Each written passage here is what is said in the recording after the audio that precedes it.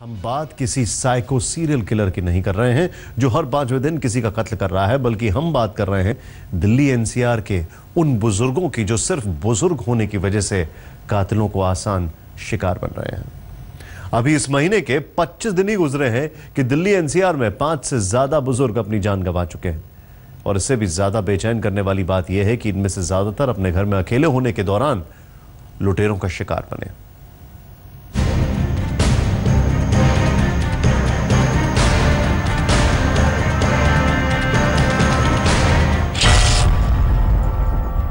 खतरे में दिल्ली एनसीआर के बुजुर्ग। जुलाई महीने में ही 5 बुजुर्गों का कत्ल। ज्यादातर मामलों में शिकार महिलाएं। लूटपाट के लिए मारे जा रहे हैं बुजुर्ग। अकेले रहने वाले बुजुर्गों पर बड़ा खतरा।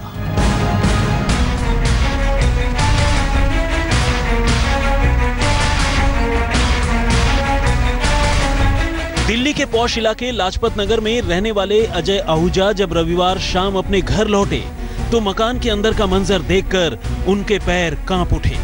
घर लॉक था और अंदर 65 साल की बुजुर्ग मां की लहूलुहान लाश पड़ी थी। उनका कत्ल हो चुका था। लेकिन ये हाल के दिनों में दिल्ली की कोई पहली और इकलौती ऐसी वारदात नहीं थी जब घर में अकेली रह रही किसी बुजुर्ग महिला का कत्ल हुआ था, बल्कि दिल्ली एनसीआर की बात करें तो सिर्फ इसी महीने यानी जुलाई में अब तक 5 बुजुर्गों को इसी तरह घर में घुसकर मौत के घाट उतारा जा चुका है। और ज्यादातर मामलों में वजह लूटपाट की ही सामने आई है। दरअसल लाजपत नगर में विमला आहूजा के सिर पर धारदार हथियार से वार किया गया था और घर की हालत देखकर साफ था कि कत्ल के पीछे का मकसद लूटपाट ही रहा होगा, क्योंकि वारदात के बाद घर से 10 लाख रुपए भी गायब थे। लेकिन जब पुलिस ने मामले की छानबीन शुरू की तो उसे इस बात के सुराग मिले कि कातिल ने घर में फ्रेंडली एंट्री की थी, यानी अंदर आने के लिए उसे विमला मेहरा के साथ कोई जोर जबरदस्ती नहीं करनी पड़ी। ऐसे में पुलिस को शक है कि शायद कातिल कोई जानकार ही था। ये 65 ईयर ओल्ड लेडी थी जो अपने फैमिली के साथ यहाँ पे रहती थी इस रेजिडेंस पे। विमला आहूजा नाम है उनका। तो उनका मर्डर हुआ है और प्राइमा फेसी रॉबरी बता रहे हैं घर वाले कि कुछ वैल्यूबल्स और कैश घर से मिसिंग है, तो प्राइमा फेसी रॉबरी लग रहा है। रविवार की शाम को दिल्ली के लाजपत नगर के एच ब्लॉक में एक बुजुर्ग महिला की हत्या कर दी गई है। एच ब्लॉक का ये वही मकान नंबर 86 है जहां पर विमला मेहरा अपने पति और बच्चों के साथ रहती थी। फर्स्ट फ्लोर पर विमला मेहरा अपने पति के साथ रहती थी, जबकि उसके ऊपर का जो फ्लोर है उस पर विमला के जो बेटे हैं वो अपने परिवार के साथ रहते थे। बताया जा रहा है कि विमला के पति और बेटे दोनों की पर्स की दुकान है लाजपत नगर में, और जिस वक्त इस वारदात को अंजाम दिया गया उस वक्त दोनों लोग अपनी दुकान पर मौजूद थे। पुलिस के मुताबिक कि जो हत्या है उसको लूटपाट की वजह से अंजाम दिया गया है। विमला की लाश बाथरूम में मिली है। सिर पर कई बार चोट के निशान मिले हैं। खून से लथपथ लाश मिली थी। फिलहाल पुलिस ने लाश को कब्जे में ले लिया है और जो आसपास के तमाम सीसीटीवी फुटेज है उनको खंगाला जा रहा है। घर के फर्स्ट फ्लोर पर विमला अपने पति के साथ रहती थी, जबकि बेटे बहू टॉप फ्लोर पर। जब उनके साथ ये वारदात हुई तब घर में कोई नहीं था। अब पुलिस ने कई टीमें बनाकर इस मामले की जांच शुरू कर दी है। लेकिन इस वारदात के साथ ही ये बात एक बार फिर साबित हो गई है कि दिल्ली एनसीआर में बुजुर्ग बिल्कुल भी सुरक्षित नहीं है। और इसी महीने के आंकड़े अपने आप में पूरी कहानी बयान करते हैं। 6 जुलाई, इंदिरापुरम, दिल्ली। श्रीराम रेसिडेंसी अपार्टमेंट में महज 5,000 रुपए के लिए 58 साल की बुजुर्ग महिला का कत्ल किया गया। 7 जुलाई, पश्चिम विहार, दिल्ली। 80 साल की बुजुर्ग महिला कृष्णा देवी की लूटपाट के लिए ही गला घोंटकर जान ले ली गई। घर से 12 लाख रुपए लूटे गए। 11 जुलाई, कालकाजी, दिल्ली। 70 साल की हरमीत कौर का उन्हीं के घर में घुसकर कत्ल कर दिया गया। खून से सनी लाश बरामद हुई। 20 जुलाई, मयूर विहार, दिल्ली। यहां समाचार अपार्टमेंट में 64 साल के बुजुर्ग विजय कुमार का कत्ल चाकू घोंपकर किया गया। इस सिलसिले में एक लड़की गिरफ्तार हुई। 24 जुलाई, लाजपत नगर, दिल्ली। और अब लाजपत नगर में 65 साल की बुजुर्ग महिला की उन्हीं के घर में हत्या कर दी गई। इस बार भी शक लूटपाट के लिए कत्ल का है।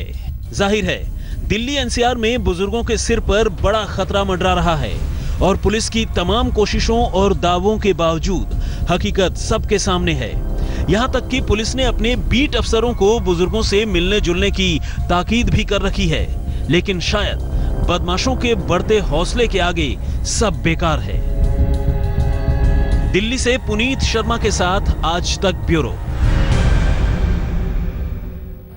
वो बचपन ही क्या जिसमें पतंग ना हो, पतंग लूटने की होड़ ना हो, लेकिन जब पतंग की डोर से जिंदगी कट जाए तो बात अफसोस की है।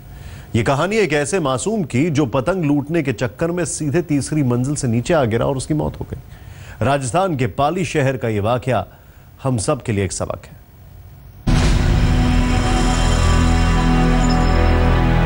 ये है राजस्थान के शहर पाली के भैरूघाट इलाके की एक गली।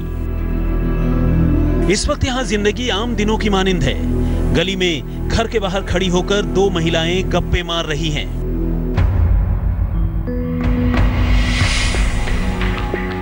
गली से होती हुई एक लाल रंग की स्कूटी भी गुजरती नजर आती है, लेकिन अभी स्कूटी को गए हुए 5 सेकंड का वक्त गुजरता है कि एक ऐसा हादसा होता है जिससे पूरे मोहल्ले में कोहराम मच जाता है। इस सीसीटीवी कैमरे में एक ऐसी तस्वीर कैद होती है कि देखने वालों के रोंगटे खड़े हो जाते हैं। अचानक एक मकान की तीसरी मंजिल से एक बच्चा नीचे आ गिरता है। बच्चे के गिरने की आवाज सुनते ही पास खड़ी एक महिला उधर दौड़ती है, लेकिन वो बच्चे की हालत देखकर खुद को संभाल नहीं पाती और चीखती चिल्लाती वापस लौट आती है। ये महिला बुरी तरह विचलित है और शोर मचा रही है।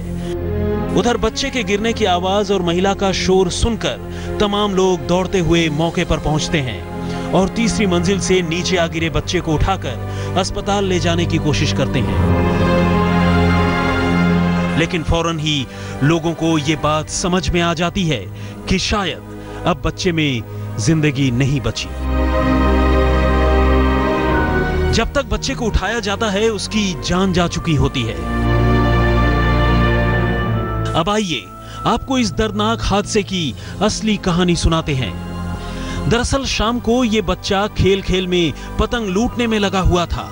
वो अपने घर की छत से दौड़ता हुआ 2 घरों की छतों को पार कर गया, लेकिन उसे इस बात का ख्याल नहीं रहा कि छत की हद खत्म हो गई है और वो इसी भागम भाग में तीसरी मंजिल से सीधे नीचे आ गिरा।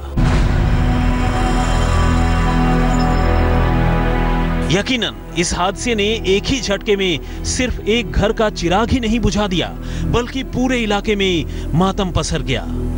लेकिन यह हादसा उन तमाम लोगों के लिए एक सबक है जो बच्चों को लेकर लापरवाह हैं। बच्चों को कभी अकेला न छोड़ें और उन्हें ऊंची और खतरनाक जगहों से जरूर बचाए रखें। भारत भूषण जोशी, पाली, आज तक।